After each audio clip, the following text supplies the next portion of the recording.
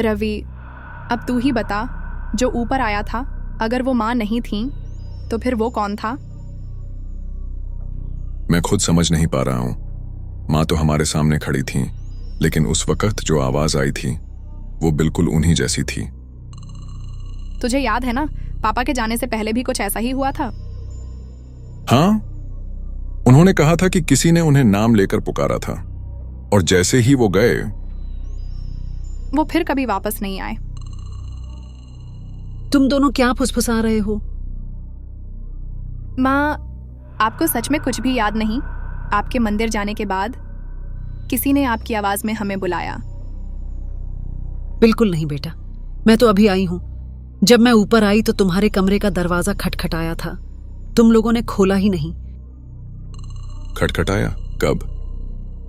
जब मैं ऊपर आई थी, लेकिन अंदर से कोई जोर जोर से बातें कर रहा था, जैसे कमरे में कोई और भी था।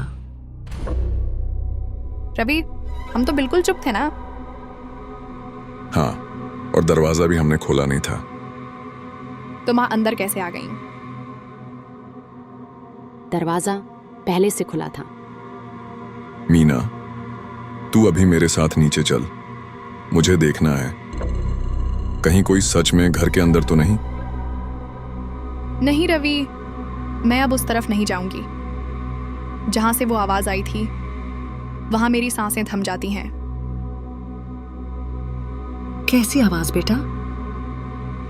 माँ, वो आवाज बिल्कुल आपकी जैसी थी, लेकिन उसमें एक ठंडापन था, जैसे वो किसी जिंदा इंसान की नहीं थी। और जब मैं नीचे गया था, मुझे लगा मैंने एक परछाई देखी थी, लंबे बाल, और वो मुझे देखकर मुस्कुरा रही थी। क्या? हाँ, और जैसे ही मैं उसके पास गया वो गायब हो गई, लेकिन उसकी खुशबू अब भी कमरे में है। कौन सी खुशबू? वही अगरबत्ती की जो पापा की मौत वाले दिन जलाई गई थी। रवि, नीचे आ बेटा, तुझे कुछ दिखाना है। रवि, वो फिर से। ये मेरी आवाज? लेकिन माँ तो यही है, तो बुलाने वाली कौन है? रवि प्लीज, इस बार मत जाना। अगर मैं नहीं गया तो वो खुद आ जाएगी। दूर मत भाग रवि, इस बार सिर्फ तुझे नहीं, सबको चाहिए मुझे।